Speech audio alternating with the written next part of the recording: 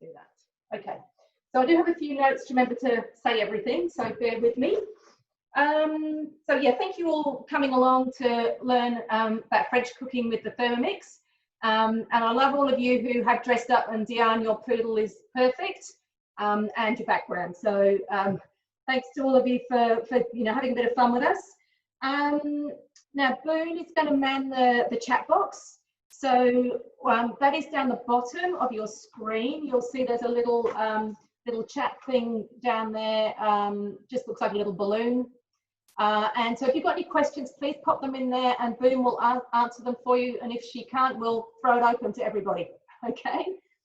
And before we start, I just wondered if you could type in if you are not a current owner of a Thermomix, please, in the chat box. So it's a good way of trying to find where it is.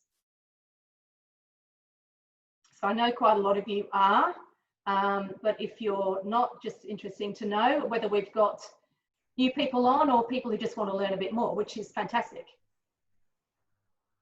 I'll leave that going, okay. And just a heads up, I love the fact that you have dressed up, some of you, and some of you have done that really quickly, Priscilla, who when she hopped on, I said, you don't look very French, and she went and grabbed a beret, so perfect. I have got a quick little quiz as well, which I'm going to ask you a few questions during the class. And they are multiple choice, and the first person to put the correct letter in the chat box will get a prize. I've just got a box with a few little bits and pieces in it, and I will post something out to you. All right, and of course there's a prize for the best dress. That's going to be tricky because there's so many of you to look at, but we'll do our best. All right, so we're going to start off. I've got to find my camera now, my other camera now. Go on the chat box. Here it is. So I am starting off. So you can't find the chat. These on. So the menu today, we are making chicken liver pate, and then we're doing I'm doing a salmon veloute meal. I think I did put chicken veloute on there. However, the salmon I just thought would be a bit of a change because we are doing a steak later on as well. Steak with béarnaise sauce. The Jaffa Madeleines and the Profiteroles. So Irene has been busy making Profiteroles. So and she's going to show you how to do it as well. All right. So first of all, we'll come to, oops, hang on. Yeah, this one. That's the one I was. Let's turn it down a bit. And I'm going to go to my week on this screen. And the chicken liver pate. So start cooking. All right. So I have one garlic clove, which is here. That's going in. Sorry, Mandy, can you hit mute all, please? Oh, sorry, yes. Mute all. Yeah. And then just unmute Boone, or if she wants to talk, or myself. Oh no, she can. I've ticked allow participants to unmute themselves. No problem. Yep, I can. Yeah, cool. Thank you. Then I have half a brown onion. Oh, there's my garlic clove. That was garlic clove for something else. So my garlic clove, I've got my brown onion here as well. And then I'm going to put the mixing, oops, put those two into there. Lid on. Sorry, Mandy, do you want to record? I am. Awesome. I know it may not look like it to you, but I am.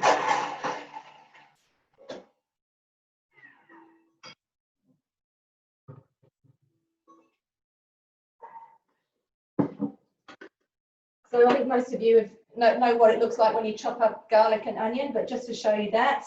And I'm not concerned that it's, there's still a few chunky bits in there because we do get to blend a bit later on. So I'll just scrape down the sides. And add 40 grams of butter. Only, like if it was Italian, we'd be adding olive oil, but we're in France, so we're adding butter.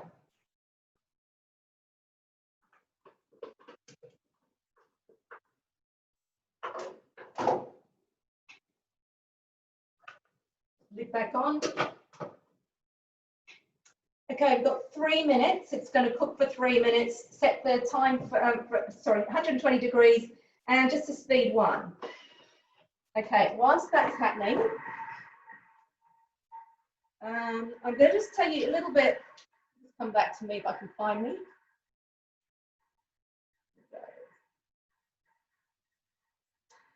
Just wanted to let you guys know a little bit about host rewards. So I'm sure a lot of you have actually had your own cooking experience and received host rewards. But the really important thing is that as of August, that is the last month that a cook key is going to be available. Now, if you have a TM5 and you don't have a cook key, it actually limits the amount of recipes you can access. You can just have a chip on the side and you can access the recipes on that chip. With a cook key, then it gives you access to everything on Cookie2, which is the platform that I'm accessing through the screen of my Thermomix. Mandy, we're still having problems with people not muting. So can you just hit that button again? Yeah, sure. And on my screen, I'm just showing the. Yeah, good girl. Hang on, I'll just pin you for a second. Yeah, go for it, Irene. Just show us the cook key. Cook key. Yeah. So that's what a cook key looks like, and it just sits where the chip does on your TM5. And it is a host reward until the end of August. So if you don't have one, this is a perfect time to actually host and get one of those, because it gives you access to so many more recipes. It also gets you access to the meal plan or the weekly planner on your Thermomix as well, which is great because you can just put meals in on those days and you go to it straight away. Now, I know there's at least one people, probably 2 of my customers on here, who resisted for a long time and got them probably in the last 3 or 4 months and cannot believe what they've missed out on. So I cannot stress enough how good having a cook key is for your TM5.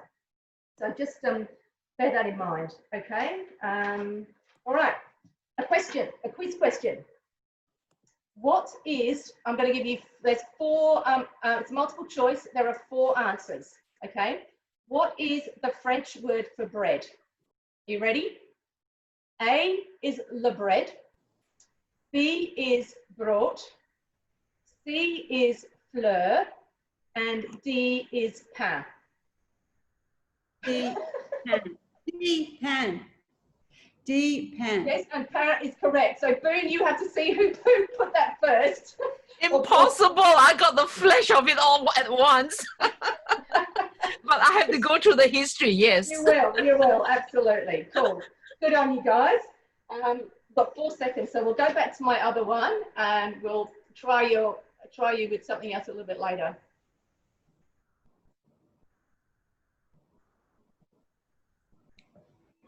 This is funny. Just a tip too, if you don't know it, just by tapping the screen on your Thermomix, it will stop the noise.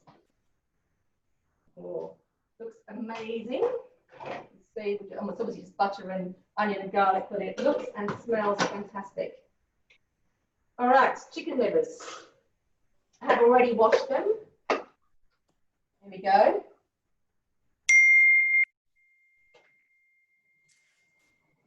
Sorry, whoever that is with the beautiful fruit ensemble, can you please mute your speaker?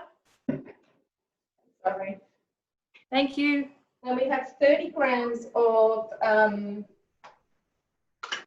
tomato paste and 30 grams of brandy. Now, it was amazing brandy. I think it was my father-in-law, but he hasn't been around for about 9 years.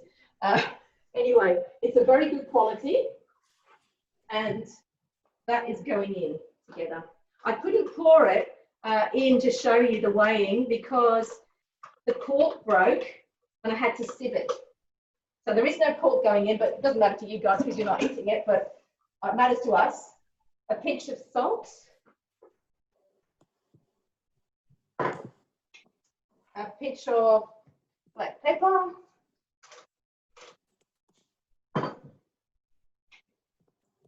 That's my parsley. Going in. 1 dried bay leaf. and 2 tablespoons of pouring whipping cream.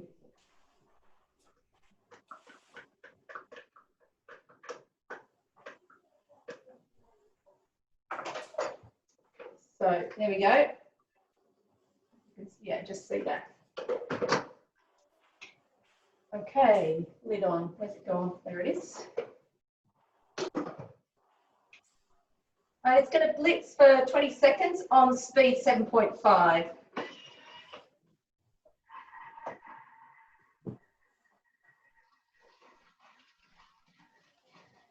Are you getting messages?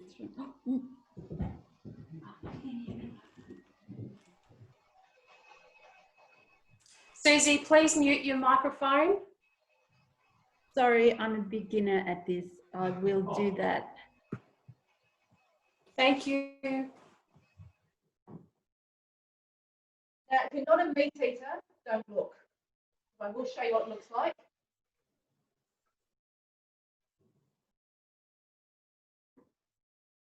Oh, hang on, that way. All right. But I'm going to scrape down the sides of the bowl.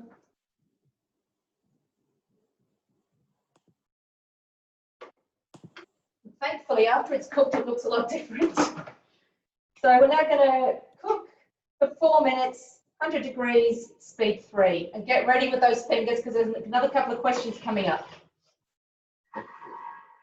All right, question number 2. Which of these animals is not traditionally eaten in France? A, frog's legs, B, snails, C, pickled octopus, and D, horse meat.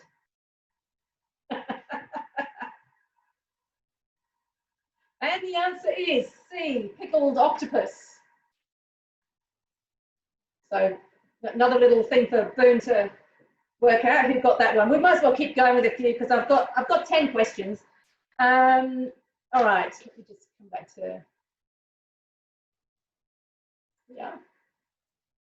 Okay, so the next one. What is foie gras? A pate made from duck liver. B, beef steak. C, a dessert made from grass. Or D, sausages. You're all too smart. Of course it's A. Right, okay. I did see someone said goose liver. I think you are right, but you know, it's a liver pate. Okay, next one. What is coquille Saint-Jacques a fancy name for? A, mussels. B, oysters. They're all too smart, look, scallops. C, scallops, and D, prawns. Yep, scallops is it. Cool. All right, next one. Which region of France is the original home of Calvados and apple liqueur? A, Brittany. B, Normandy. C, the Loire Valley. And D, Picardy. And yes, correct, it is Normandy. Okay. Go down here. I might as well keep going with these because there's plenty of other things. I've just got to wait for this to finish and I'm going to start the veloute and then we'll have other things we can do as well. Mandy, Right. you can keep going, but I can't keep track of the answers coming through. All right, you let me know when you're ready. Raise it back. All right. Okay. What is the name given to a ham and cheese sandwich dipped in egg and fried? A monsieur sandwich. B, a croque monsieur. C, a French toastie. Or D, a crocodile sandwich. And B is correct. Yes, the croque monsieur. Karen Terry, you're very quick off the mark. All right. Next one. What is served floating on top of a French onion soup? A, a sausage. B, croutons. C, biscuits. Yeah, croutons. But I'll go for it all at the end, Boone. Don't worry too much. Yep, sure. Now this one's a bit trickier, okay? What does the French word souffle mean? A, wind, B, to blow, C, to push, or D, light? Okay, actually means to blow. It is souffle, as in with an R on the end, would be the verb to blow, and it is to blow. So that is B. Rosaria. Well done. And 2 more. Oh, hang on. We're slowing down over here. I can hear it. I'll find myself again. We'll just show you the rest of it.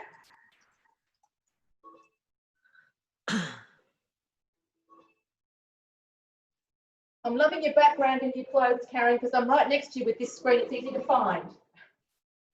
All right. So there you go.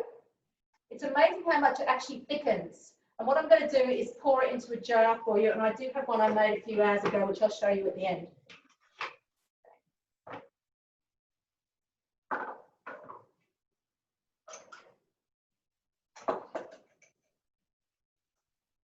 So you can always use the lid of your Thermomix instead of one of these. So I could absolutely, actually I will do that.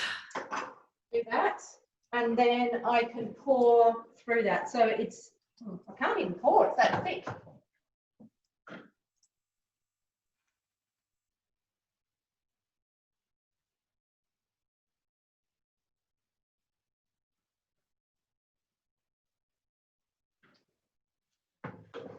And I found, because I made a batch of this earlier, I could probably put a little bit more in that one actually.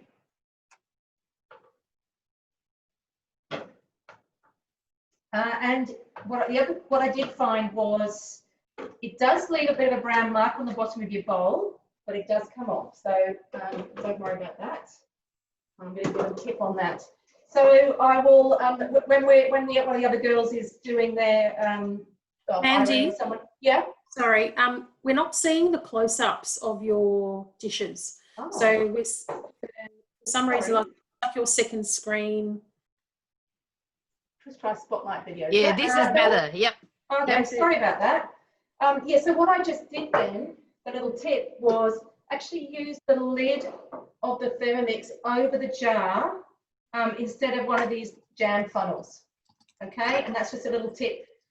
Some people do it the other way up, but I just figure if this side's dirty, we might as well keep getting this side dirty. Okay. There is enough in there to fill 2 of these, and I will tidy that up, and I'll also put some melted butter on top to finish it off. But that's, yeah, so that's really cool. And one of the things that, as I said, the bottom of the bowl will end up a little bit dirty. Oh, hang on, where are we? Tartaric acid. That's the trick. So you get that in the baking section of your supermarket, and just sprinkle it onto the bottom of a damp bowl and give it a go with a brush, or if you've got a scrubby or something like that, and it comes off really easily. Right, now we are moving over to my other screen here. Just clear up my mess.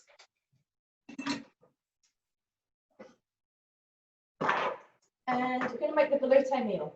Now, some of you have probably seen this because it did used to be, well, it still is actually an option for a cooking experience. But the reason that we're making it is because leek and potato soup is actually vichyssoise, which is very French.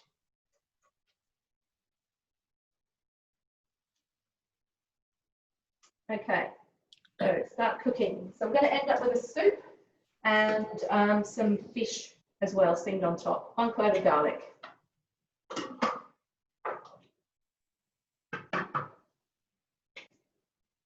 Okay, just chopping that for 3 seconds on speed 7.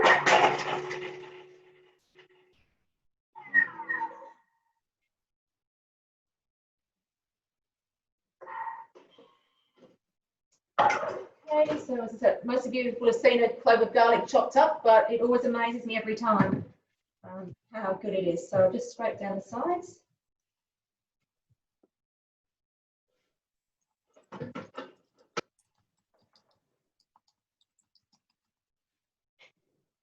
30 grams of olive oil. So we've gone olive oil this time, not the butter.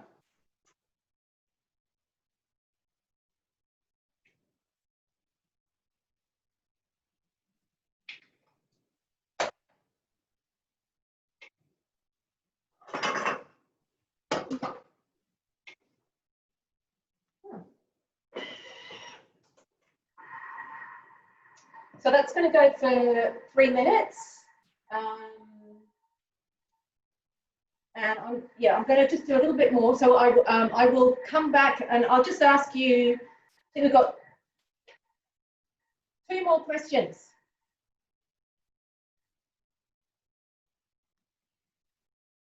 So we'll just come back, fingers at the ready. Or, yeah, for, okay. Which part of France do the dishes Boeuf Bourguignon and coq au vin come from? A, Burgundy, B, Lot, C, Brittany, or D, Alsace? You're all way too smart. I should have found some harder ones. Okay, but I want to do foodie ones rather than general. So yes, A was correct, Burgundy. And then the last question. What is a thin pancake topped with butter and sugar, which then has Grand Marnier poured over it and is flambéed? What's it called? A pancake à la France, a crêpe Suzette, a crêpe au beurre et sucre, or flamed crêpe? Yeah, crêpe Suzette. Perfect. You're all way too smart. So crêpe Suzette was B. So there you go. You can give your fingers a rest now. That was the last of the questions. I'll just wait for this to finish. And I'll come back to my screen. So has anyone got any questions, or are you just all happy just seeing what's watching what's happening and joining in? Oh no, I've moved. Karen, I'm not next to you anymore. I can find myself, the other one. Oh, there we are. No, that's Irene. I've moved.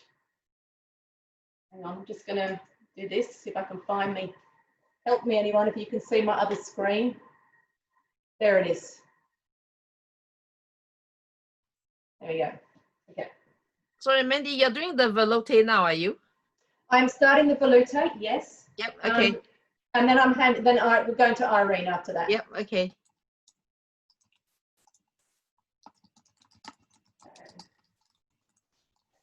So those of you who, TM5 owners who don't have a cook key, are you interested in hosting? If you are, which I think is a really great thing to get a discounted cook key, then the person you need to contact is your own consultant, okay? And well worth doing because you get access to thousands of recipes online. Don't you, Susan Kelman? Yeah. All right. A few seconds.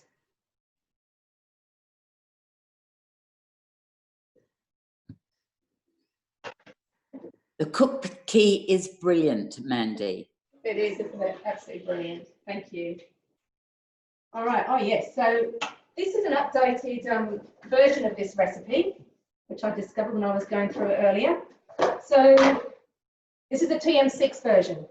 So when you're looking for this recipe on Cookie Do, you need to look for the TM6 if you've got a TM6 or the TM5 if you've got a TM5. And for the TM6, it's really important the onions are cut as said, which is in wedges. So I'm going to put those in there. So I'm going to use a splash guard. So the TM6 comes with the splash guard. And when you're using high heat, which we're about to use, the splash guard needs to be on. And then it's going to cook for 4.5 minutes. And what I'm actually going to do is just tell you what the next thing's going to be, and we might go over to Irene because we don't want to look at me for another 4.5 minutes. So that's going to cook for 4.5 minutes. Then I'm going to pop into the simmering basket inside the Thermomix the leek and potato. Whoops, that way. The leek and potato. And so that's going to sit in the simmering basket. And we're going to have some stock and water in the bowl. And on the top, I'm going to use the Baroma. So we will just cut back to me briefly, and you can see it happening in a minute. But we might as well move on to Irene. I'll find you in a minute, Irene, and keep going because yeah, that's a while. But the one thing I'll tell you with the high heat, so the TM6 goes to 160 degrees, which means that your onions will caramelize and your meat will brown. All right, so I will find Irene, and she is. There we go.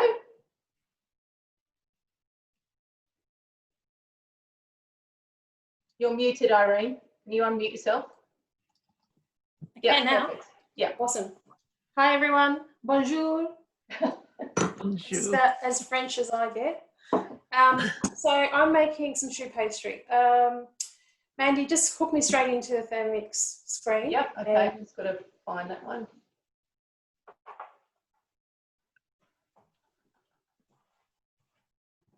Found it before. Let me show you. Definitely there.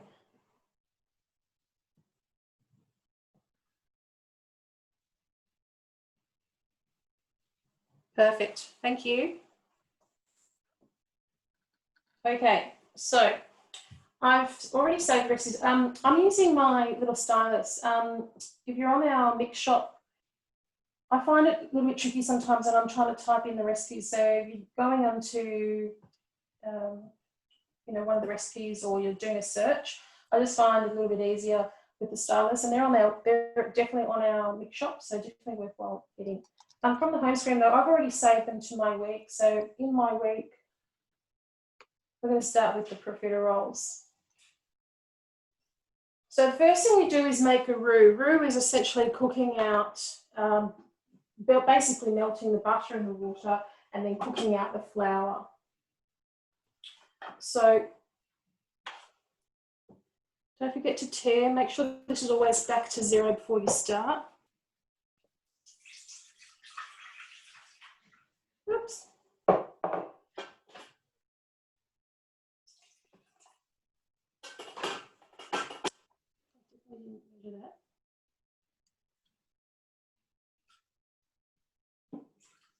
Oh, that's enough. Okay.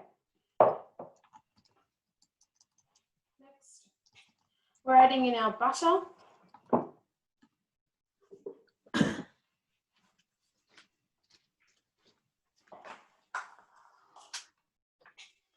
I've got my salt and my sugar. The sugar is actually going to give the profiteroles some colour, so don't leave it out. Otherwise, they turn out a little bit too blonde. Put your measuring jug on.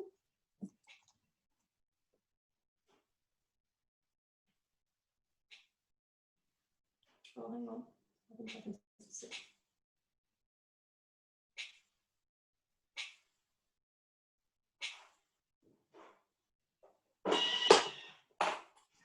So 2.5 minutes, just enough time for the butter melt and the sugar, salt and water to melt and dissolve.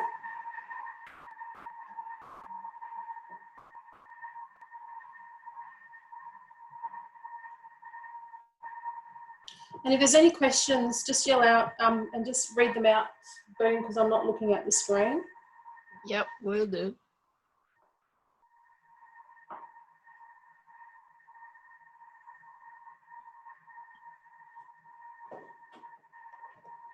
Now, when you look up the choux pastry recipe, it actually has this process for about 5 minutes. I find the 5 minutes is too long, so you can cut it down to the 2.5 minutes, which is what the profiterole recipe is doing.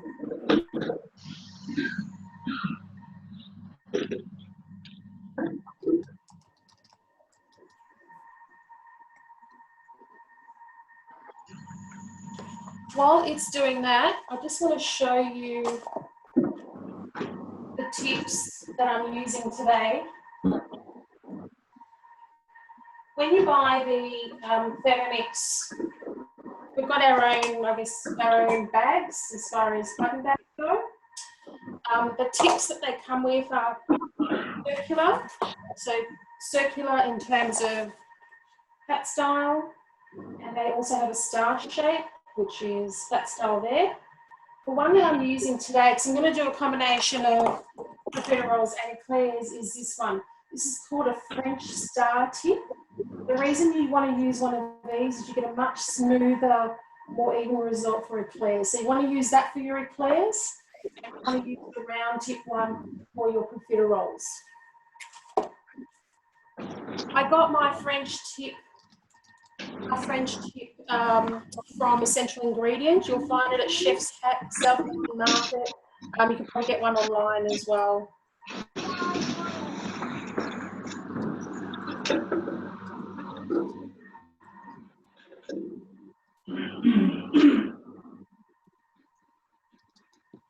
I'm not sure if you can see it. It's definitely boiling. I can hear it, and there's steam happening. The reason you don't want to do the 5 minutes is I found that with the 5 minutes, it actually cooks off too much of the water, and I ended up having to add an additional egg. So I'll explain that as we look at the mixture.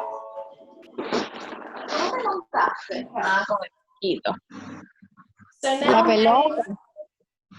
Cuchi, cuchi, cuchi, cuchi. Cuidado, Sammy.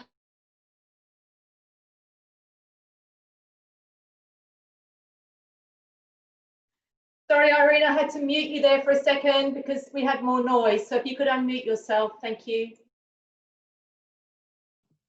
Okay, so you would have seen I just added the flour, and this time it's asking me to remove the measuring cup and basically blend this for 20 seconds on speed 4.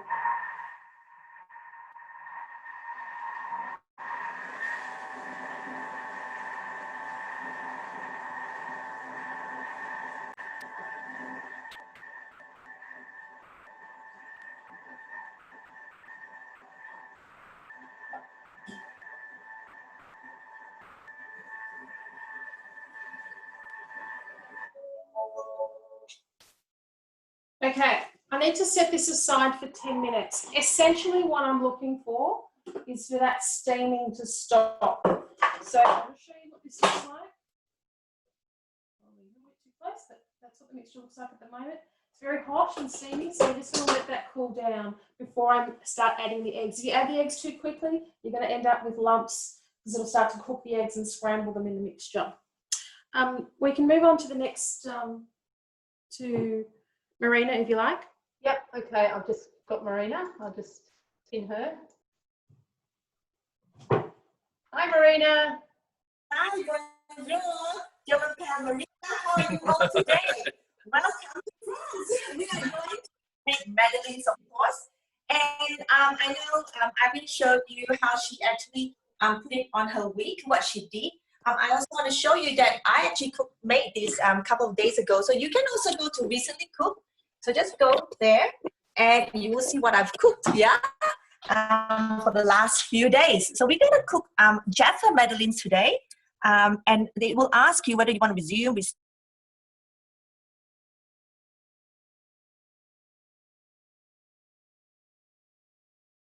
start or cancel. I'm just going to restart. Preheat to 170, which we are doing. You can always go to the 3 buttons. I'll just show you something that I normally do. Because I know with cakes, you know, we need sugar, and usually it's custard sugar.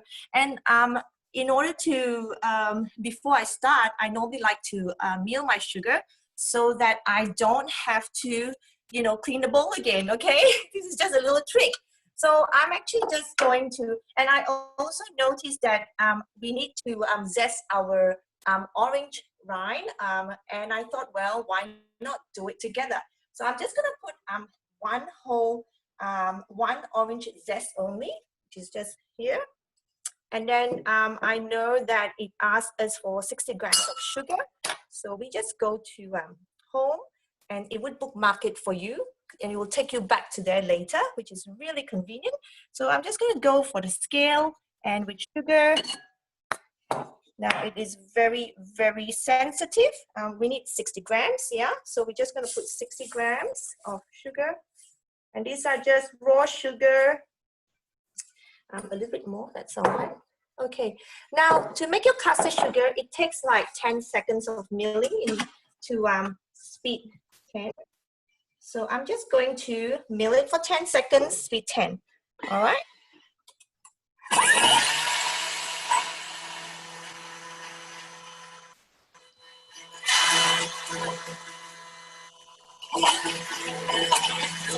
Okay, that's it, done. All right, now I'm just gonna go back, bookmark, go back to the bookmark. So you can see the sugar and the zest has been combined, yes? All right, now, just gonna leave this here.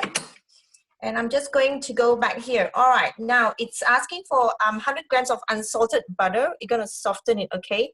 Now, this part, however, I'm gonna show you this other thermomix. So this is just to show you that if you have 2 bowls, you can actually put 1 bowl first, and then you don't have to clean. This one is gonna be a continuation with the ingredients later. So we're just going to put 100 grams of butter, which is actually whatever I have weighed here. I've pre-weighed it. Okay. Hope this doesn't confuse you. I just want to tell you this is some of the things that I do at home. Yeah, just 2 minutes. We're gonna melt the butter. Okay. All right, and 100 degrees. And speed 2. Okay, 100 degrees and speed 2. Now we're just gonna melt it.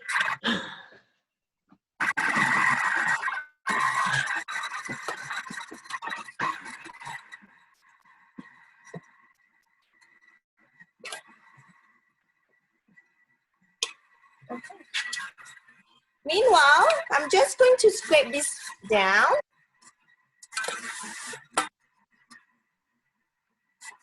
Okay.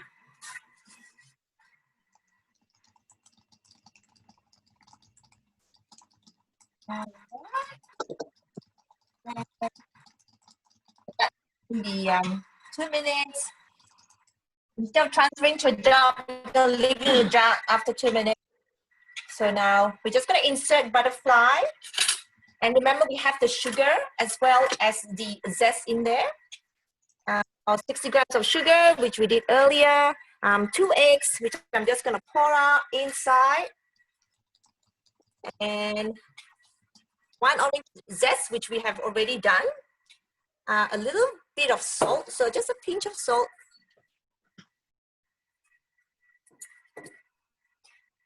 And insert the lid and the measuring cup, okay? Now, with the butterfly, I just want to make sure that you know the maximum speed is speed 4.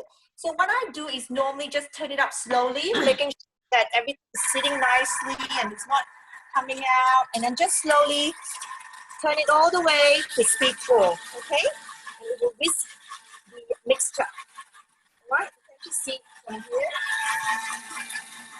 Yeah, so you can of course use the butterfly whisk to do your egg white meringues, to mash when it's cooked and the potatoes are soft. You can do a mashed potatoes, beautiful, or even a soft serve. Okay. All right. So while that's going, I'm going to show you how we're going to prepare our Madeleine tea. All right. Actually, did tell me earlier. Okay. Oh, that's done. The butter is done. So meanwhile, while we've got the butter here, what we're going to do is we're going to just use a bit of the butter here, and we're going to prepare our Madeleine tins. So these are our rose gold Madeleine pans, all right, and which you can get from the mix shop. I'll tell you more about that. So it's going to get some of these melted butter. I'm just going to brush it onto the pan lightly. Because you just don't want the Madeleines to stick there. These are non-stick pans, but you just have to put a bit of butter and it would come off really nicely later, all right?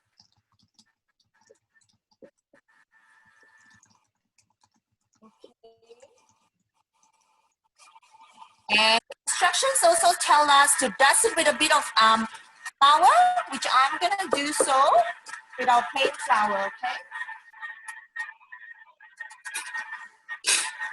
So I've got a bit of plain flour here.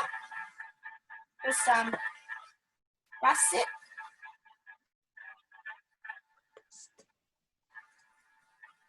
So that it doesn't stick to your Madeleines, doesn't get all together.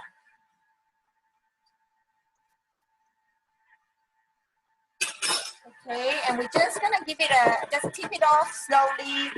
The excess flour, just tip it off. All right.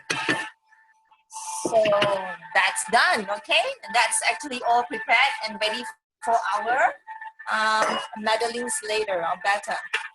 All right, these are actually our thermomix. You can actually get it for hosting as well, or you can even get it from the mix shop too, okay?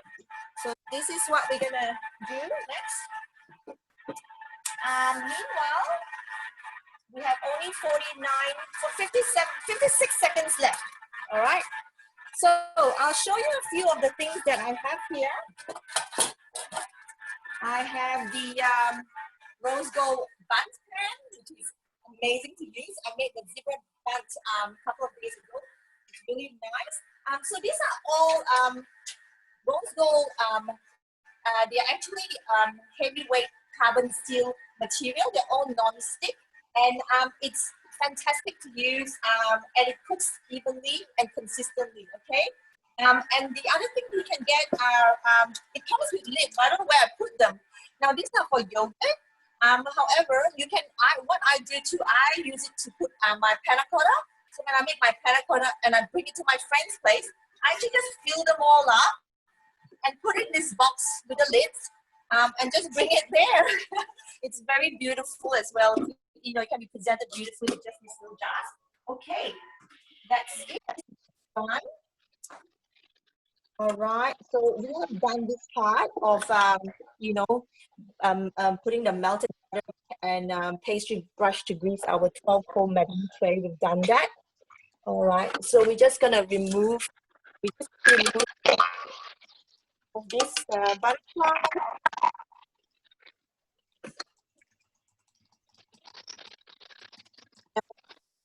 Grams of plain flour. Okay.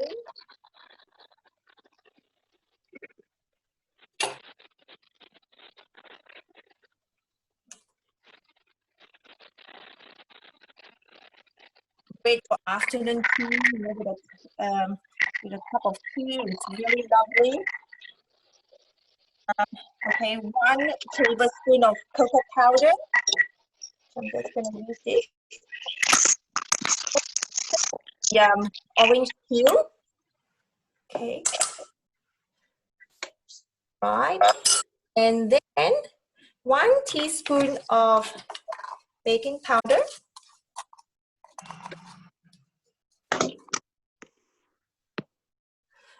Reserve melted butter, which is just in this other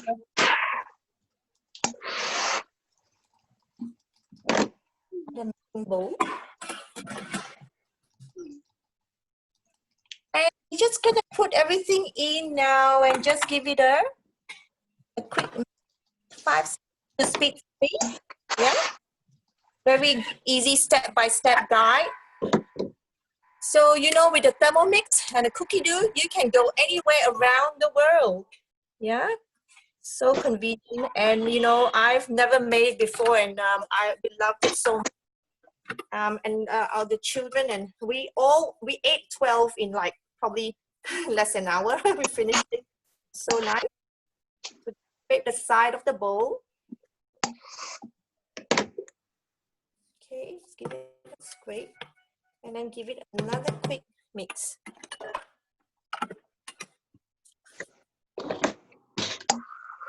Three seconds, speed 3.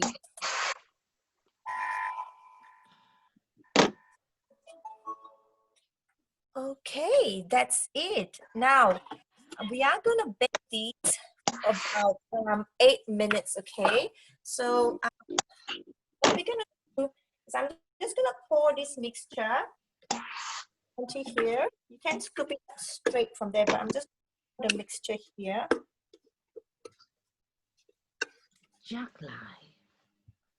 And we're just going to scoop it out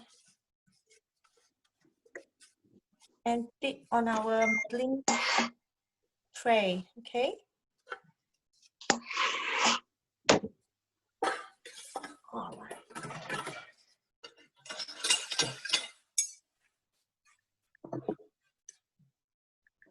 Just gonna put it on like this.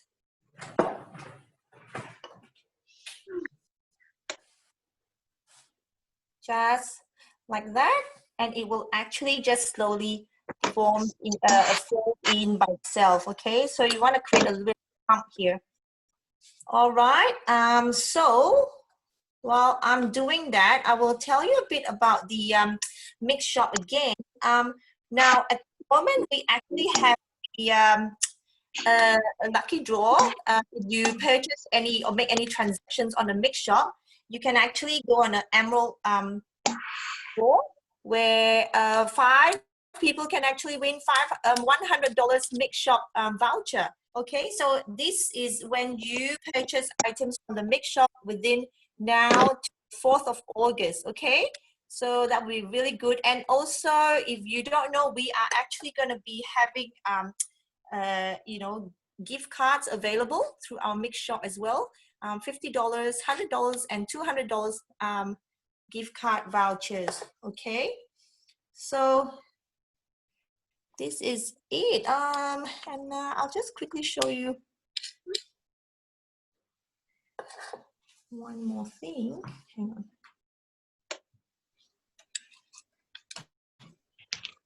This. 3 more to go. I'll be doing that. I'll just quickly show you one more thing. You can, of course, get all these items. And this one is actually a reusable Ziploc bag. It's fantastic. It's silicone, and it can actually be put in the microwave as well. Okay, now that's it for me, and we'll get back to the profiteroles. I mean, not profiteroles, the Madeleines, and yeah, we'll see you later. Okay, bye. Marina. I might just quickly, Irene, before we go back to you, just show them what I've done with the what's happening in my in mine. Yeah. So what I've got in here is I've got the baroma on top. I have my onions and garlic in the bottom there with some stock paste and some water. And I don't know about you guys, but my stock paste changes every time I make it. The colour changes because I just use whatever veggies need to be used. So, so I've got that in there. Then I have sitting in the top here, in the simmering basket, I've got potato and leek, which is going to make up my vichyssoise with the mixture in the bottom. And then in the very top on the baroma, I've got my my salmon cooking. So we'll come back to that shortly, but I will take you over to Irene. Irene, do you want your screen or you?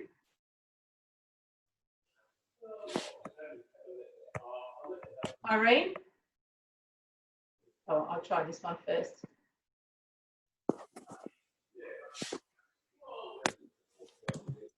Sorry, yeah, straight to the thermi, thanks. I've just turned the oven on too, everyone. So, okay, so it's cooled down. I just gave it a quick stir. Make sure when you last bits of flour, while it was still hot, have merged really nicely with the dough. So I've turned the oven on. Now it says line a baking tray with baking paper and set aside. I'm going to come back to this. I don't recommend you use paper, and I'll explain why. So let me come back to that in a minute. Okay, mixing bowls back on. Now it says down the bottom, turn speed selected to speed 5. Meanwhile, follow the next step. So as I'm turning the dial, do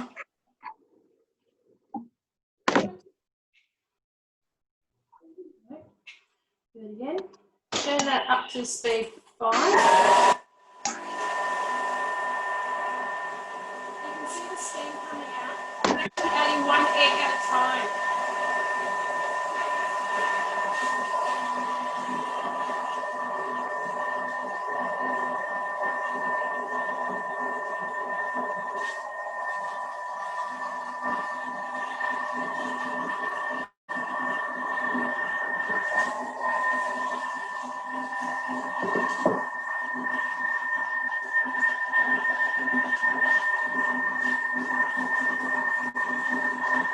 Now this is where this isn't actually right in the thermos. So basically you add your 3 eggs, and what it's doing is actually meant to count down now from 30 seconds, but it's actually counting up. So now that it's on the 36 seconds, now I'm going to turn that speed dial up again.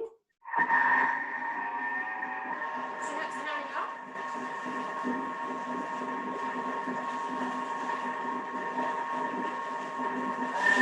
I'm just going to do it for another 15 seconds.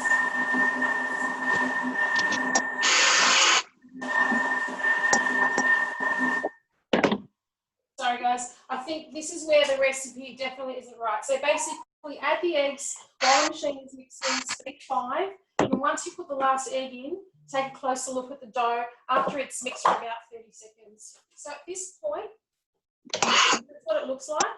I'm going to scrape it down.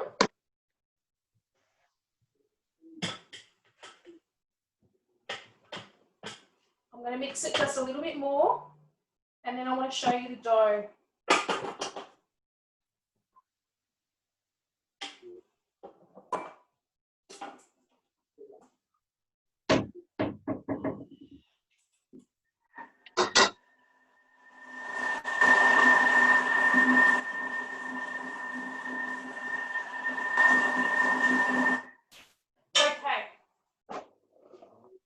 So, grab a spoon. And test the dough. What you want to see, I'm not sure if you guys can see it, no, I'll do it over the bowl. You want to see the dough falling off the spoon slowly. And in this case, it's not really budging, which means there's not enough egg, there's not enough liquid in the dough. And this is what happens when you cook. When I was cooking the pastry yesterday using the choux pastry recipe, when it cooks that and boils that water for 5 minutes, it's potentially a little bit too long. The other thing that happens is that flour has a different absorption levels, I guess, depending on the age of the flour, whether or not it's already sat in an environment that's humid, so therefore it's already absorbed some liquid. So it's just a little bit hard to just go with the flow with this recipe in terms of just using exactly what the recipe says. So what I recommend is that you have a 4th egg, like I've got here. I'm just going to whisk it very lightly with a fork. I'm going to pop the lid back on, and I'm not going to pour the whole thing in. I'm going to start off with about half.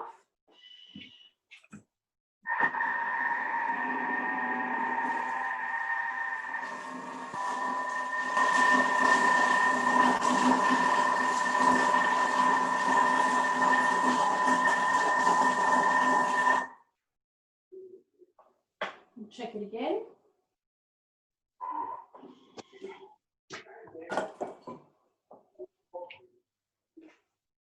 Okay, consistency's changed and it's sliding down the spoon. That's exactly what you want.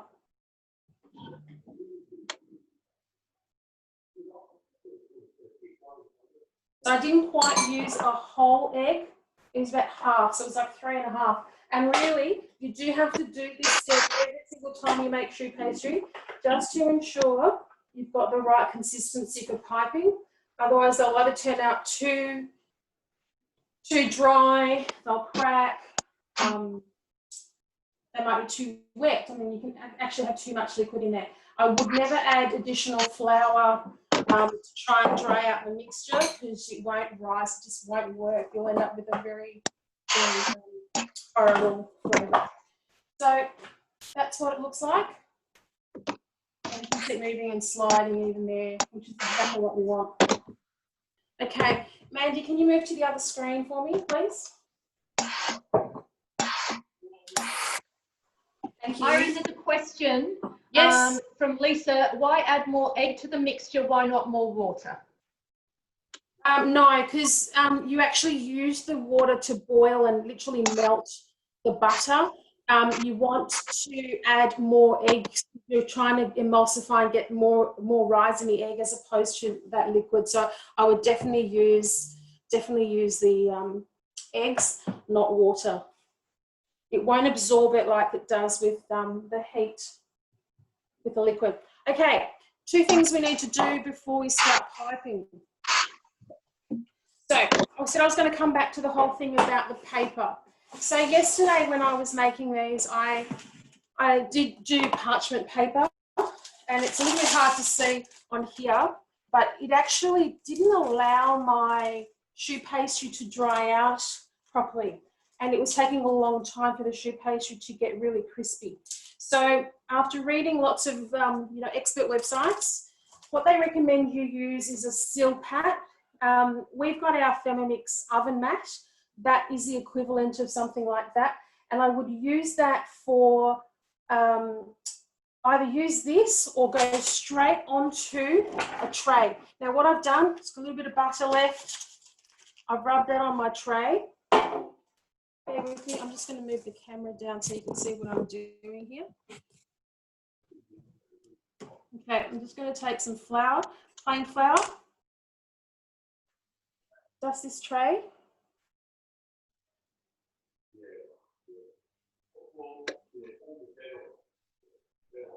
Now I quite like this method because you're going to get a really nice, that heat touching the tray is going to give you a really nice reaction. So once you get to this point, grab your tray and bang it down. Sorry, that's a bit loud. Okay.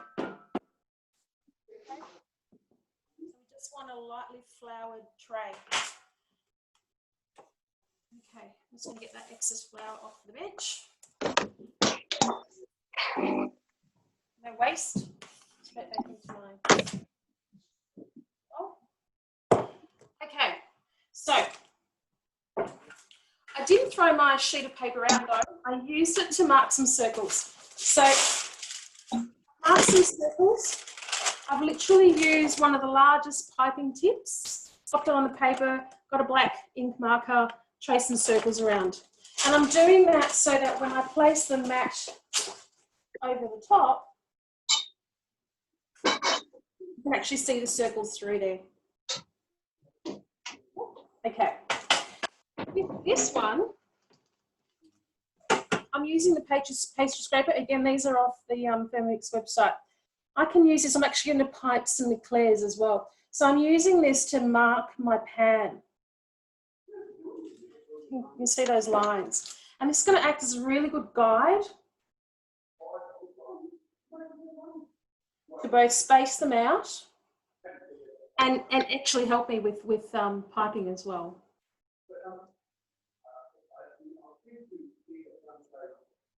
I don't think I'll have enough mixture to do this many, but we'll see how we go.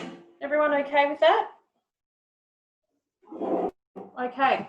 Great tip, Irene, thank you. Sorry? Great tip, thank you.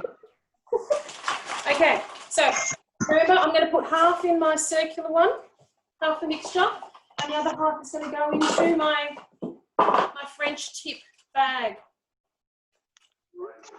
Now when you get the Thermomix bags, you actually end up with 2 piping bags in the set, but they only give you 1 coupler. You can buy spare couplers. These couplers are great because you basically pop your inside bit, cut the bag off, pop this on the outside, any shape, and then turn it on. So make sure it stays in place really, really well. So those bags are great, but it's good to get your hands on a second one. I don't necessarily use them though. So these are also commercial bags you can get, chef's hat, essential ingredient. This one's been well loved. It's been around for a long time. And that's my French tip. I want to show you that big tip again because it's quite nifty. Okay, bear with me while I put mixture in.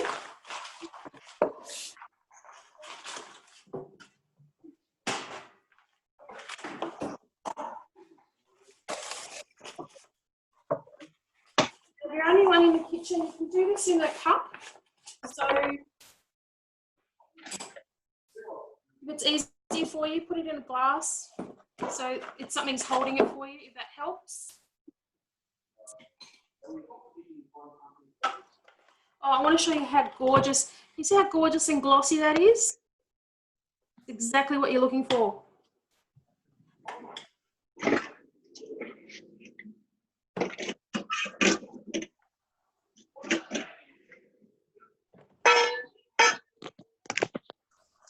So,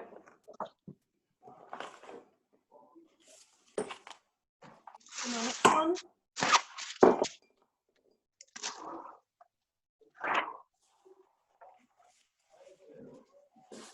I need a sous chef, Mandy.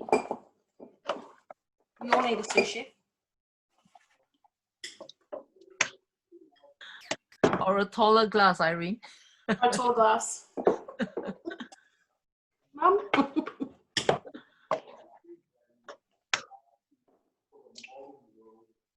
I find it easy if you just hold the bag and then just use it to wipe out.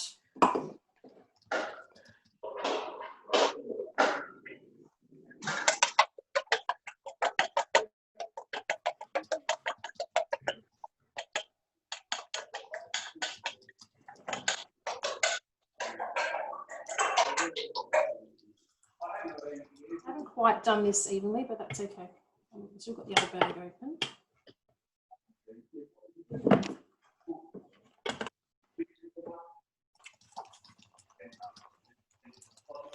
Okay. Here we go. So,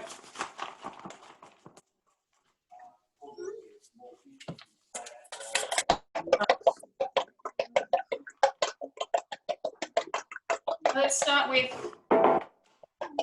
these ones. We're doing the eclairs.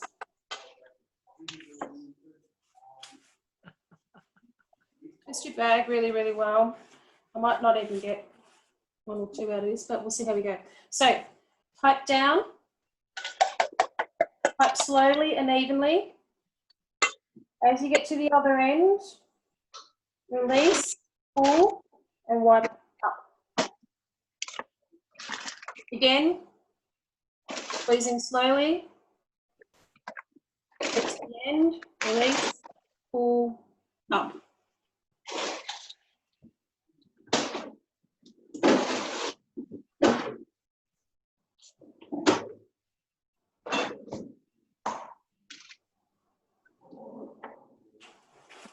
The other way you can do it, if you're really struggling with that process, the other way to do it, which works really well, when you're squeezing down, get to the other end, point down and hit it out. And I'll show you how to neaten all of these up in a minute. Might be able to get one more. Irene, someone else is clattering, so I'm going to mute all. Are you able to unmute yourself in a mo? Yep, sure.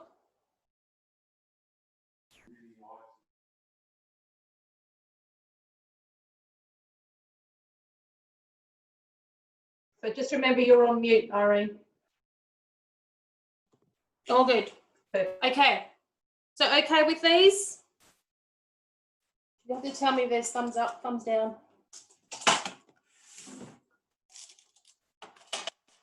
They look amazing, absolutely amazing. You're so clever.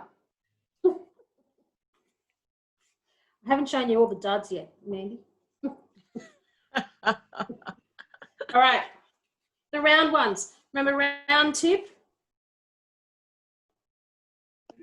I'm using those shells as a guide. Twist. Twist. You can go up as well. I'll show you how to finish these off. Honestly, I'm not a piping expert. Just do whatever's easiest for you.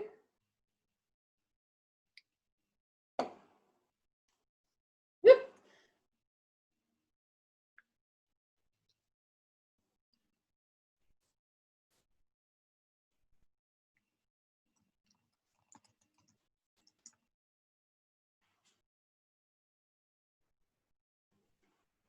Looking at how it's doing, oh, okay.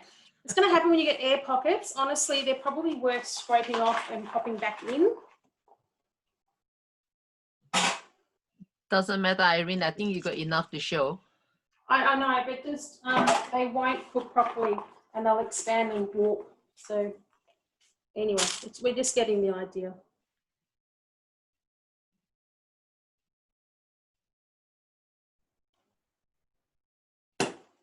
See, it happened again.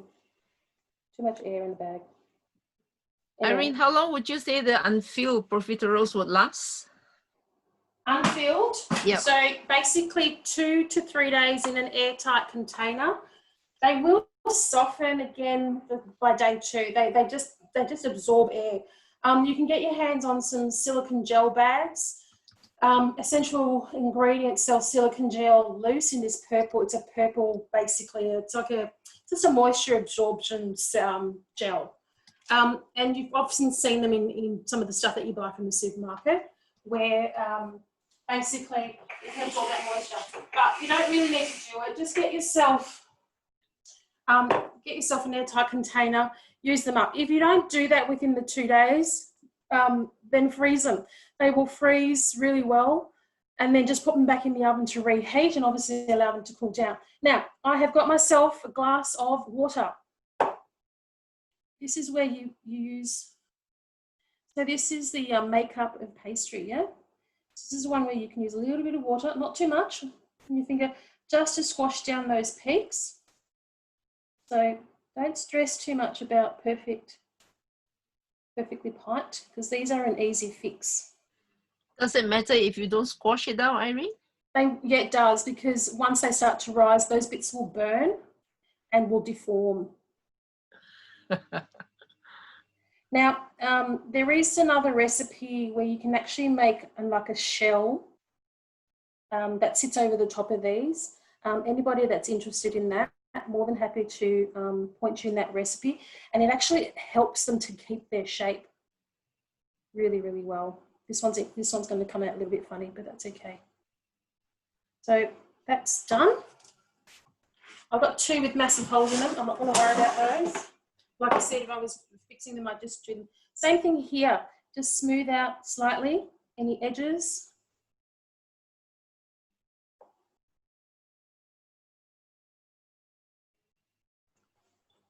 It's like finger painting. And with this one, I'm just literally scraping anything that's on the pan. So that's the one that I turned down. But I think with a bit of practice, they actually turned out quite nice with the flick back up the other way. So that's what I find. It's probably the easiest. Okay, now you're going to see different recipes. This says to cook them for 20 to 25 minutes. Take them out, prick a hole in the bottom to allow any extra moisture that's inside them to escape. Pop them back into the oven for another 10 minutes and leave the door ajar. So basically you turn the oven off and allow them to cool down in the oven as the oven cools down for them to continue to dry out. Let's see how we go. So I'm going to pop these in now. And you're good to go, Mandy.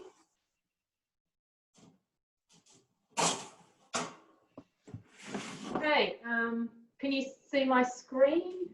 Hopefully you can. So I'm just going to finish off the veloute meal. So whilst you were actually with Irene, I had to add the veggies up into the baroma. So just a little tip with that, whenever you're taking the lid off the baroma, always tilt it away from you. Put it down like this, and then you can actually you sit the baroma on the lid, then you're not going to get liquid on your bench. All right, so underneath here, I have spiralized zucchini and carrot. If you don't have a spiralizer, you can just use a peeler, vegetable peeler, just like one of these. Whoops, one of those. The spiralizer I use, just a bit of trial and error. My husband bought me this one. It's called, we were looking at this the other day, Betty something or other. A Betty Bossy it's called. But what I like about Sorry, it, Mandy, are you back onto your screen, Mandy? I think some people are saying they can't see your screen. Okay, all right, I will try again. Okay, hang on, where am I? There. That better? Okay, good. Yep, okay, good. sorry Thanks. about that. Okay, so I was just saying that you put the baroma lid upside down, and then you can sit your tray, your baroma on there, and it means it's not going to leak water over everything. And what I had under the tray, which I added whilst you guys were away, was my Spiralized Veggies. I'm just talking about the spiralizer. So this is the one that I've got. Yeah, Mandy, that's exactly the same one I've got. The best one on the market, guys. Absolutely my favourite. Right, because you just put, it has the attachment in the bottom there. You set your, set your veggie end on there. Pop this in, close it up, and just go like this, and it all collects in the container. It's brilliant. So that is that's what I've done. So now I'm going to put this into a thermo server. I'll just pop it over here whilst I finish off the soup. All right. So I'm going to put it into a thermo server, and then I'm going to remove the simmering basket. Now, most of you probably know this, but if you don't, with your simmering basket, with your spatula, you have this hook on your spatula, and in your simmering basket here, you actually have a little hole, and that means that you can lift this out, and it's a handle. Now, the TM6 simmering basket is different to the TM5 and the 31 because it's got a lid. But all I'm going to do now is tip in, I'm going to retain the liquid in the mixing bowl, and I'm adding the leek and the potato that's been sitting in there. This is our vichyssoise coming up. I love it that, you know, it's a really steady handle.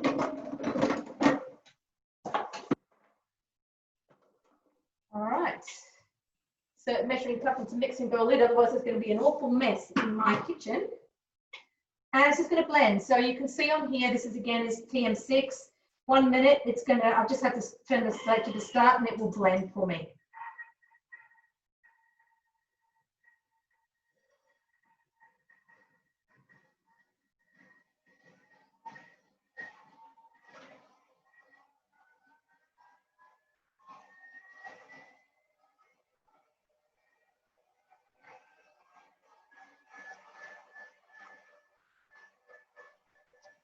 Mandy, there's a request to show your little gadget again, please.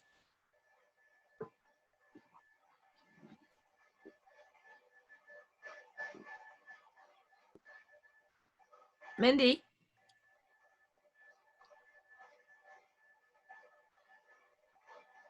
Mandy, can you show your gadget again, please?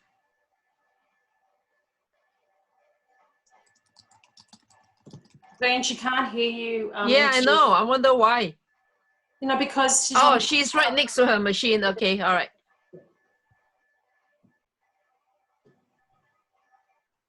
Once the time is up, you'll be fine. Yep, okay. I don't know if you noticed, but it does slowly, it does build up slowly. It doesn't just go straight up to speed 10, which is what we always think. Go up to about speed 5 and then keep going from there. Whilst that's blending, I have put my veggies and my salmon into oval thermo server. And what I will do now, we've got to, it said transfer almost all the soup into a separate thermo server. Got no, you put my teeth in. So I'm going to, you'll see what this is like. This is the smoothest soup, it really is. See that coming out, it's just beautiful. It's French in our house for dinner tonight. And I'm just leaving a little bit left in there. It's a bit hard to show you, but it basically covers the blades. Put the lid on this soup, keep it warm. And then we just add a little bit of creme fraiche. This is sour cream. So 1.5 tablespoons.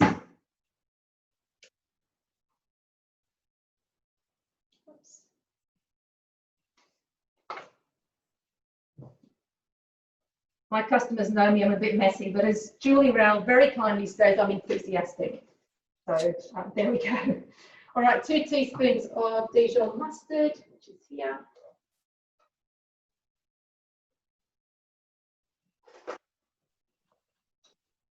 And this is going to be the sauce that we have over the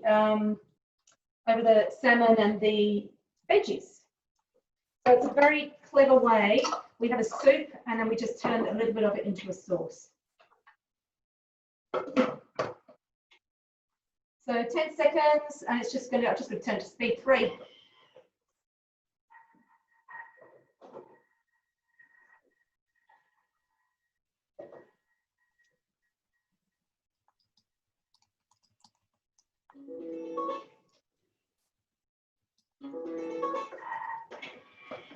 before we go back to where I'll just show you that. So you can see it's a nice creamy colour.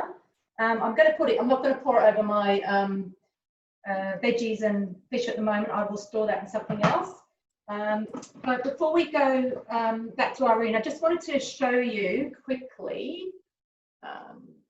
what in case anyone doesn't have a Thermomix or is thinking of upgrading, just wanted to show you what the offers are for June. So, sorry, July. So July, oh, not this one.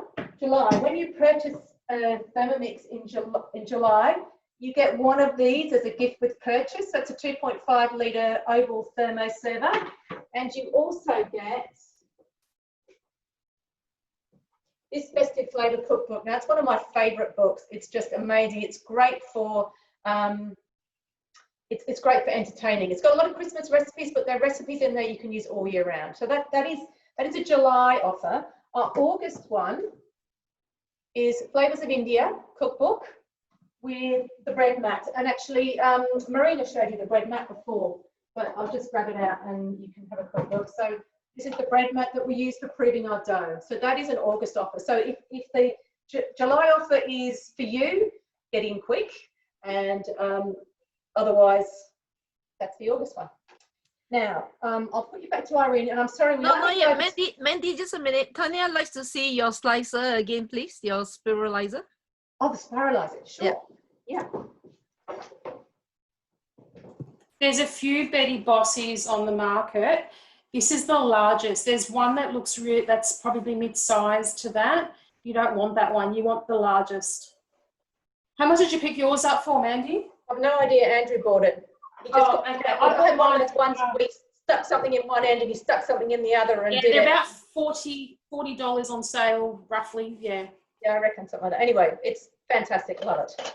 Absolutely worth every penny. Now we are going to go over a bit over time, ladies. So I apologise, but you know Irene has so much fantastic information to share with us. So I'm going to go back to her. Irene, your laptop screen is black. I think you must have taken your video off.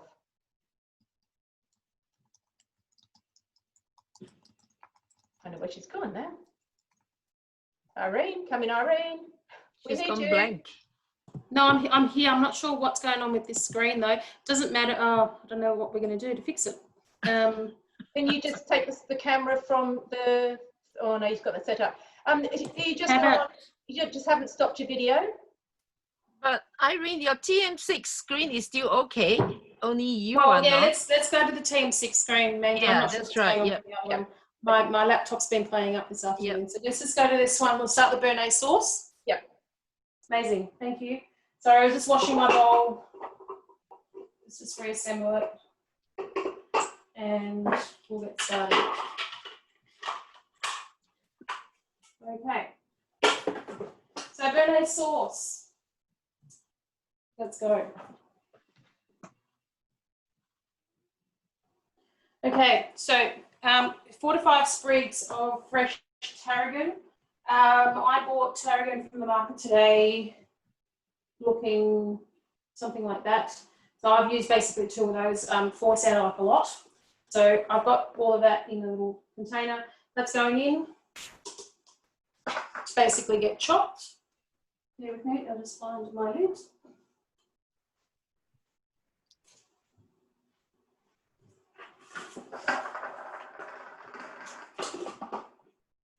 Okay.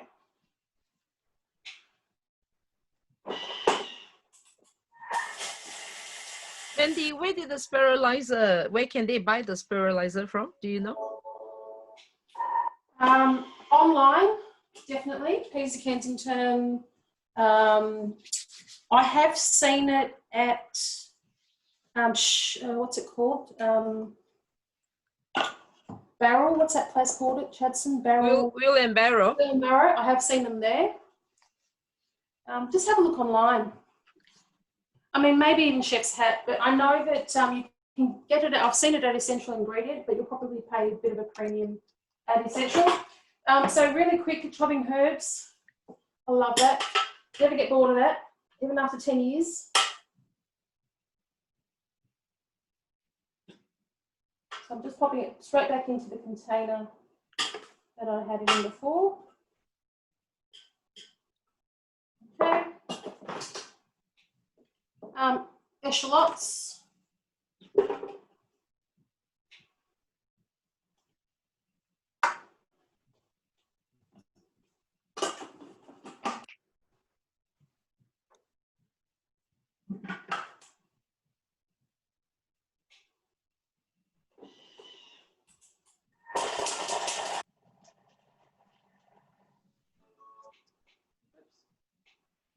Straight down. Again, I love that it does the onions in seconds. Oh, it still makes your eyes water. Okay. 80 grams of white wine vinegar.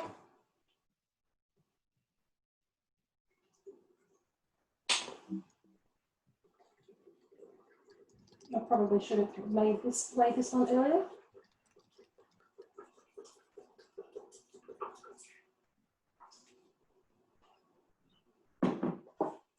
Tarragon stalks.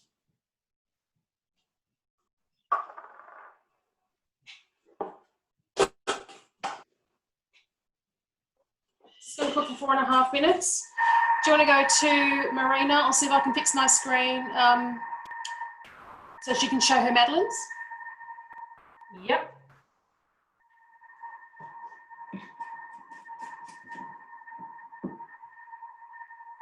Marina, you're on mute at the moment, but they look Yes, beautiful. Yes, hi. Now, yes, we're back to the Madeleines. It's done like in about 8 minutes. So you just touch the middle, it's switch back, that means it's done. And what you do is just it out or just let it drop off, turn it off, and just turn it around, and that's what it looks like. And we're just gonna dust it's actually brown because we have used cocoa, it's a Jaffa one. And I think just going to you take it out after 2 minutes from the Madeleine trays, okay? And actually, I'm just gonna dust the sugar here and then lay it on here. All right. So I actually have milled the sugar to icing sugar consistency. I just it for 20 seconds on the Thermomix. Okay. So that's easy. Okay. Now, with regards to the mix shop, don't forget we also have cookbooks, lots of amazing cookbooks, as well as the parts for the Thermomix, TM31, 5, as well as TM6. You can actually purchase any part you need replacement for. That, okay. All right. So that's it, and we're just gonna place it on here.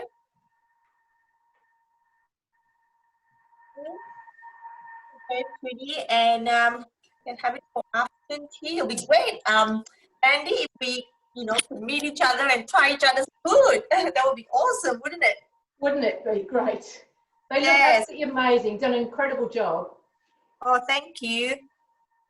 Thank you. All right, so you must try it. Okay, give it a go when you're at home, and I bet you're gonna finish eating it in no time. So Cool. Fantastic. Yeah. Make sure you take some photos. Looks great. okay, I will, and I'll post it. Yeah. Okay. Fantastic. That's it. Serve it with a cup of tea and have your afternoon tea. All right. Fabulous. Thanks for joining. All right. Might just come back to me briefly, and I've plated up my things, and then we'll go to on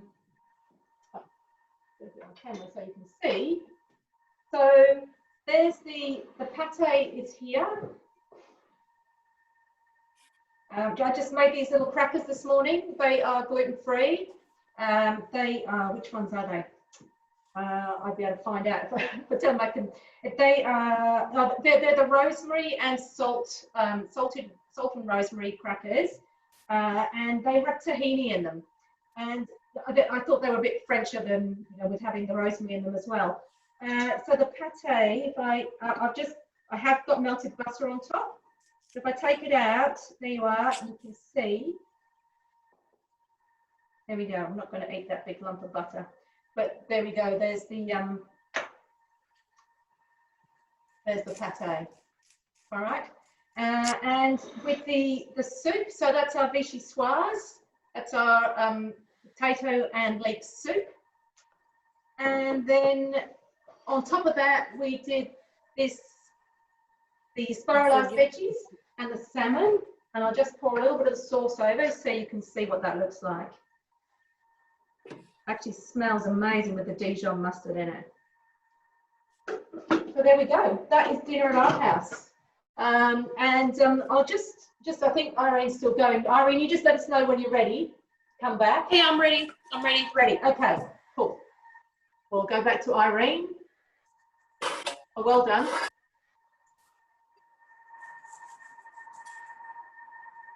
Okay, guys, I've literally just, this is my gorgeous Cape Cream steak. Cape Cream is a Tasmanian beef that tastes absolutely amazing. And the rule of thumb is oil your steak, not your pan. So I've oiled this steak lightly and I've salted or seasoned it with salt and pepper. So we'll pop that in with the meter. So I'm just going to come back to, I'm just going to get this on, but I want to show you this. So this is a meter. A meter is essentially a wireless meat thermometer. You can use it for proteins, meat or fish, will work beautifully. Essentially, there is an app on your phone, which I'm just going to bring up.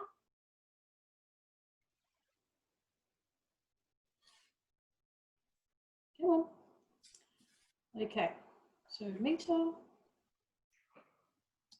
The meter app.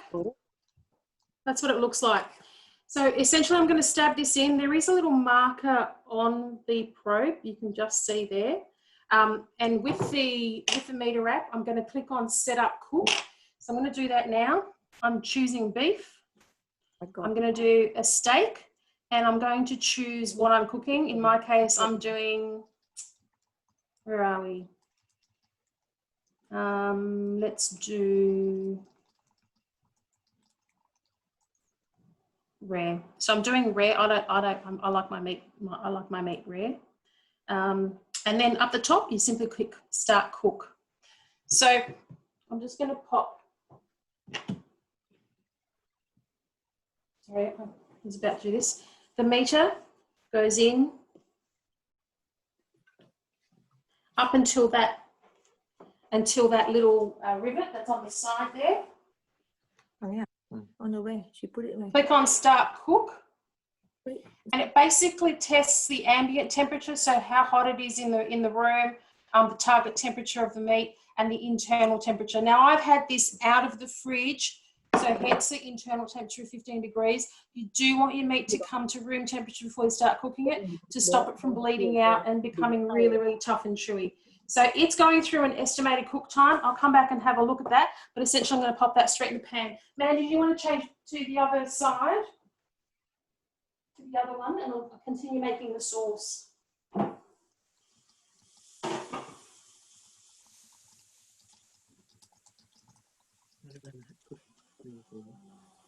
Wendy, can you show your end result again, please? I think Miranda missed it, and so did wanted to see Marina's as well. The Madeleine. Yeah, we'll go back to it. Let Irene keep going. Okay. Okay. So that's cooked out my vinegar, the vinegar. So she's fogging up. The onions. Now it's asking me to place the simmering basket into a bowl, transfer the contents of this mixing bowl into the simmering basket, and press down so I can release all of that liquid. So I'm going to do that. So bowl.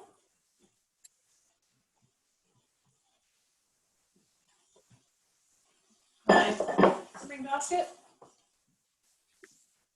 Everything goes into here.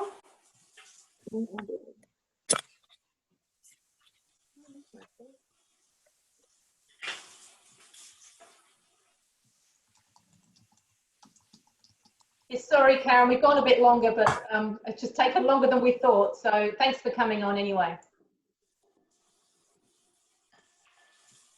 And I'm basically just squeezing out all that vinegar, or flavoured vinegar essentially. Now, if you buy yourself a tarragon vinegar, you can bypass this whole step, but honestly, it's so much cheaper to make your own, so don't buy it. Okay. Beautiful. Next, rinse the bowl. I'll do very quickly.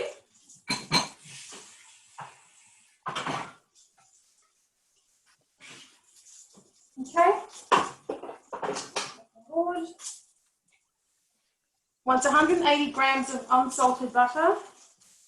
This is not one you tell your doctor about.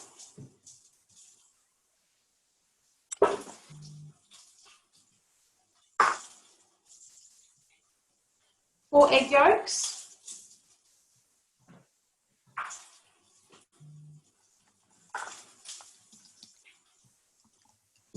Half to 1 teaspoon. So I'm just going to do a good pinch of salt in there. You can always add a little bit more later.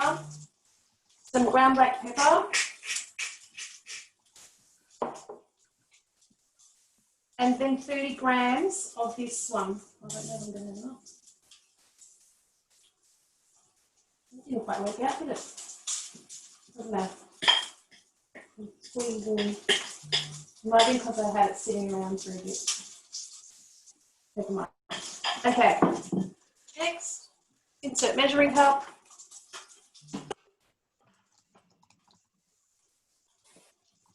And now we're using the Thicken Mode to cook this sauce. It says it's roughly 12 minutes.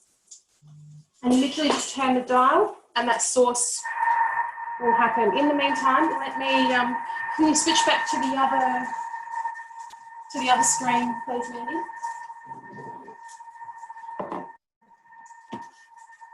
Okay. So we're at the 20-minute mark, 21-minute mark for the Choux Pastry.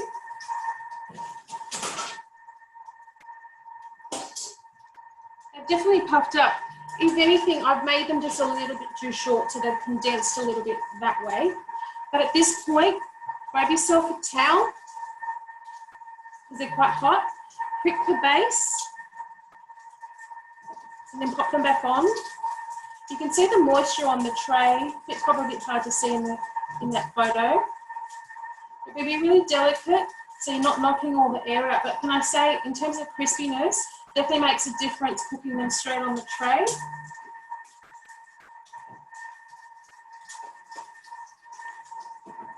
That's one's going to go back in.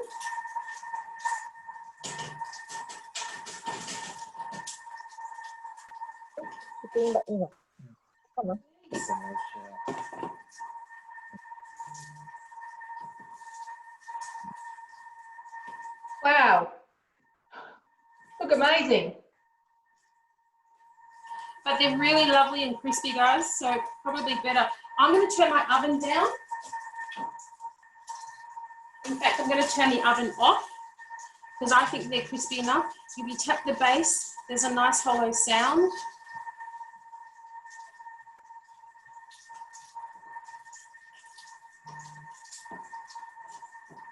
Asbestos fingers.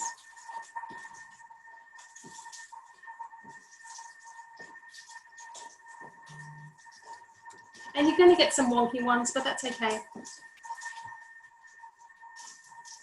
Okay, back into the oven.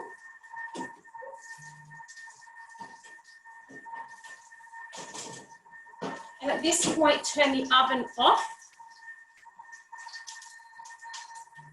And just use a towel or something just to help keep the door ajar. Mine's are self-closing, so I'm going to do that. I'm just going to turn it on and off so I can turn the light off. And allow them to cool down in the oven. I'm going to flip my steak. Bear with me. Irene, there's just been a comment about how talented you are, and I totally agree. Irene is our fount of so much knowledge. She's amazing. She's blushing. I'll show you how gorgeous my steak is caramelized. I've just given it a flip. Now, it's hit my core temperature of 52. So I'm going to turn turn it off and allow the residual heat of the pan. I should have been keeping an eye on a little bit better. It's probably going to be a little bit over, but that's okay. So basically it's asking me to remove from the heat, but I want to give it a minute on the other side just to give it some nice colour. And then I'm going to take it off. And this actually includes resting time before you slice into it, which is really, really good. And while you guys are waiting for my sauce, I want to show you what I've made. So, right, on this side, I've made some, so basically choux pastry can be used for both sweet and savoury. Again, don't leave out the sugar or the salt from the pastry dough. I'm not a big fan of, I guess, cheeses, but certainly cheese, something, you know, prosciutto, goat's cheese, prosciutto with figs, any sorts of cheese, cream cheeses in these are wonderful. I love salmon and dill, it's definitely one of my favourites. So I bought some salmon today, had some dill, I've got some rocket in there as well. I mixed half of the salmon and made a mousse. So that's what I've done with my eclairs there. And then I've used the choux buns. And they look really sweet. So they've been lovely to have as, you know, your petit fours to impress people. And of course, I've done some sweet ones as well. So I've made eclairs. You can simply dust them with a little bit of icing sugar. These ones have been filled with fresh cream. We won't be eating these because they've been sitting around for a while. And then I've also made some creme pâtissière. So I filled these with creme pâtissière. To fill the base of them, essentially, you use the thinnest nozzle that you've got. So you saw how I was pricking the hole at the base. Basically just squeeze your pastry cream into the base of them until it stops, you know, and so it starts to overflow. So really, really simple to fill. And they look lovely. And they didn't cost $5 each. Hey, there have been comments about MasterChef material in you. Oh, I actually did apply many, many years ago. Oh, did you? We'll leave that for another occasion. All right. No, I don't think I can give Amelia a run for her money. If anyone was watching MasterChef, she made a beautiful compressed choux pastry, which was just stunning, and that's definitely on my list to do. I just got to get the right equipment. Irene, what's the meter app called for the phone? Sorry? The meter, what is the app name for the phone? Meter Plus. Meter Plus. Meter Plus. There you so go, it works Rosaria. with the meter. This is this still a host reward? Is it only for July? For this month, yeah, for July. Just so if you host this month, get your hands on the meter if that's something you want to use. I actually bought some for Christmas presents this year. Hopefully, we're out of lockdown by Christmas. Fingers crossed.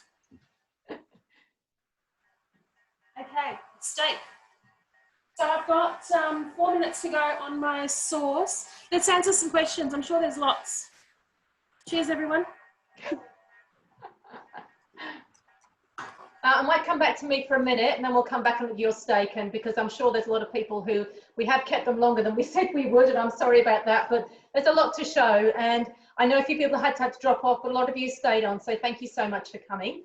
And you know, we really enjoy doing this sort of stuff and happy to do what people are interested in, and you know, we have a bit of fun. So if anyone's interested in joining us and becoming part of the team, having a bit of fun, learning a lot more about a Thermomix.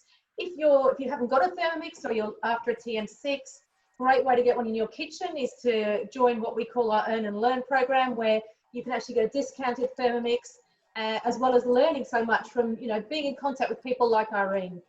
She is incredible. So we've all got, you know, different things that are our sort of specialties, I suppose. And Irene is absolutely our baker. Boone is a great baker as well. And we have other people in the team. I mean, Marina does, and Boone, both of them do some amazing dumplings and things. So, you know, absolutely love to have you with us.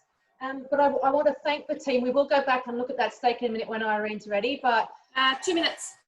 Okay, so I just want to thank the team so much for pulling this together and giving up their time, and particularly Irene, because this is actually her first virtual demo. So she's done what Boon's done, and thank you for that, Boon, manning the chat box.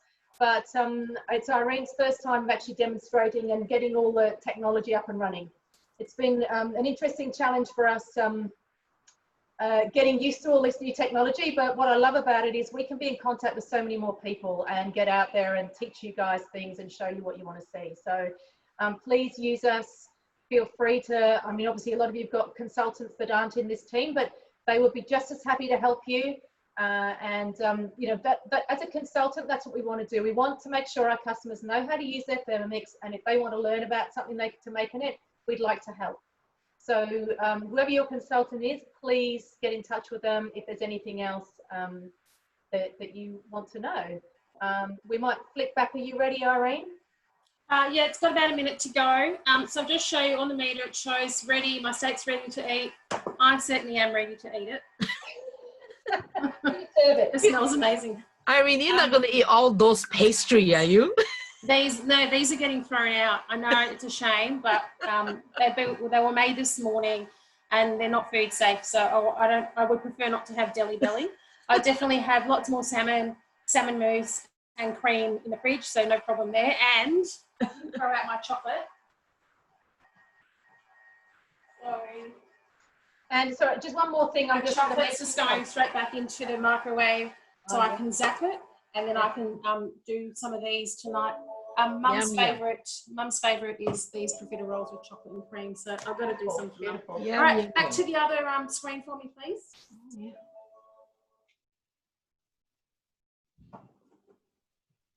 Beautiful. Oh, this is looking amazing. Oh, look at the steam coming off it. The sauce looks incredible. Wow. So it's asking me to pop in the reserved tarragon, so I'll do that now. And I assume it's just going to stir through and then you're good to go. So we'll do that for 10 seconds.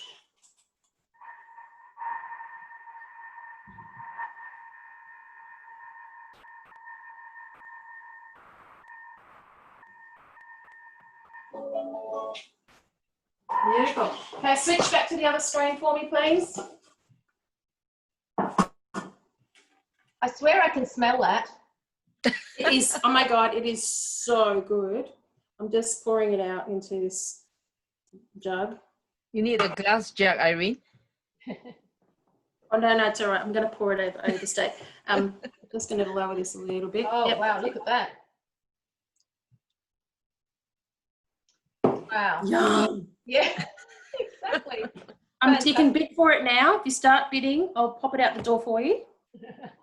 All right, I'm just going to find Marina, so I'm just going to, people want to see my things and Marina, so I've got to find Marina. There she is. So no worries, Sue. See you soon. So Marina, can you just show your Madeleines again, please? Yeah, sure. Have you got the family's eaten it? Yeah, well, we ate about a couple already. Sorry, now here they are. Amazing, thank you. Thank you. And I just want to wish Marina all the nice and soft. Marina is stepping out of our team and going to be a team leader on her own. So not on her own. She's got a team member, but she's building her own team, and she's been an amazing part of our team. And I'd like to thank her so much for everything that we've learned from her. Thank you. Okay, now I've got to find me for my screen. All right, so there we go. Whoever didn't see it before, there's the pate. I actually ate that last one. I did, so there it is. There. We've got our vichyssoise, our leek and potato soup, and our veloute, the salmon. So you can do that with chicken tenderloins as well, and both of them are beautiful meals. So yeah, thank you very much for coming along, and we're very grateful that you spent your afternoon with us. I was telling we needed to do a rain dance from 2 till 3:30. So, but you all stayed, well, most of you stayed anyway, and I appreciate those who had to leave. But thanks a lot. Thank you to the team, and we'll do this again. Oh, actually, in the middle of August, get the months right, 15th of August, a whole branch are doing an Indian cooking class. So we'll keep you in touch with that. Thank you. Have a great Bye, evening. everyone. I'm sorry you can't share the food. Oh, hang on, I forgot to look at costumes. We'll just have Hey, to. hang on. We need to look at costumes. I reckon Lisa looks pretty good there with her French background there. Oh, look, most people haven't even got their screens on. Pam, you don't count, sorry. Well, Sue had her chef hat on and everything. Yeah, she looked amazing. I love it. Yes. Okay. All right. So do you think chef hat wins then? I think so. I thought it was Okay. fun. Yeah, it was quite funny. Yeah. All right, cool. Fantastic. And Deanne's With wearing the one white as well. apron on and everything. All right. Thank you, guys. All right, thanks a lot. Thanks, guys. Thank you so much for joining.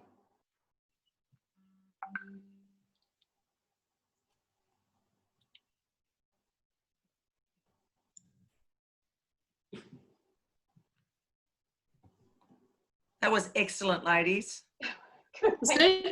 Really good. Honestly, I'm so sorry. I had the most horrendous problems at the start. I don't know why. I just couldn't get on. It's never mind.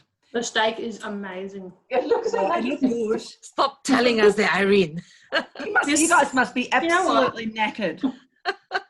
I never. had I know Sunday Irene is birthdays. naked. I'm not so sure about Mandy. Mandy is so used to this. That's so good. No, you did a great job. Really good job. Yes, Thank girls. you, Irene. You got so much information to share. It's fantastic. Now, you Um, Irene, so- you mentioned something about. Go on. no, go on. Sorry. I said Sorry. you mentioned when we were having a chat the other day about you did profiteroles for a Croquembouche at Holmesglen. Did you do a pastry chef's course there, or? I did a 4-week cake course. It's a crash course, Mandy, but I can tell you that I don't remember anything from it. So let me show you the duds, yeah? So yesterday my first batch was so stiff. See how rough? It's a bit hard to tell. See how rough that looks? You know what? Versus- It might. This is the difference See how between you. smooth and shiny that is? Yeah. Yeah. So that was my first batch, which is, got so many cracks on the top and really, really. Mandy, you reading my messages? Oh, yeah. I don't Hang know on, that we can. Irene, hang on. Yeah, I don't know Hang on, that we Irene. can. You can or you can't? I don't think so.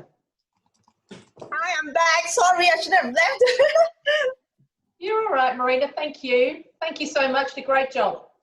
Oh no, yeah, thank you. But oh my gosh, Irene, your I want to come over to grab those. Yeah, come on. Amazing. Those of you who aren't consultants, would you mind hopping up? We just need to have a little bit of a debrief. Thank you. You just find at the bottom right hand of your screen, it says end. And then I dropped the tray, girls, and they turned into pancakes. Oh. So that was yesterday's duds. Oh. But what's amazing about you, Irene, is that you know how to fix things, and you're such a perfectionist that I don't like to going, give the up. first lot's Andy, yeah. fine. No, I just don't like giving up. It's kind of like, you know what, it is deflating. And you make the first batch and you're like, oh, and then the second batch were really good and then they fell. I'm like, oh, God. But then last night I was watching Kirsten Tibble's video, because the thing was, and I guess it's the same thing with big pastry, unless you understand what the mixture needs to look like, which I couldn't remember what we did in the school. I then logged in and watched Kirsten Tibble's video. She's amazing. She's one of the best pastry chefs in the world. And she's like, every batch, you have to test every batch of choux pastry. So, I guess that's what I learned yesterday. So I had to share it today. And hopefully you guys have learned something as well and have success with your profiterole tower thingies. Amazing. Honestly, I tell you what though, Irene, I just use, compared to you, I've so slapdash when I tried those blue. So I had in the mix. And it's this one here, which is a blue cheese eclair. And you just slice it and then put a bit of prosciutto, quince paste and rocket. So I've done that a few years ago. I just followed the recipe as it said. I just did exactly what it said, but I'm sure it didn't look like yours because I fiddled a bit with the piping, but I just basically got a Ziploc bag, cut the end off it and just squirted it. Yeah, and the thing is, I'm with you, Mandy. When the recipe works, it's okay. But I knew straight away when I piped the first ones, I'm like, this pastry isn't right. Now, this one was better because it's cooked out. So when I was reading, you know, into the wee hours of last night, when you're doing it on the stovetop, it tells you as soon as the water starts to boil to throw in the flour, and then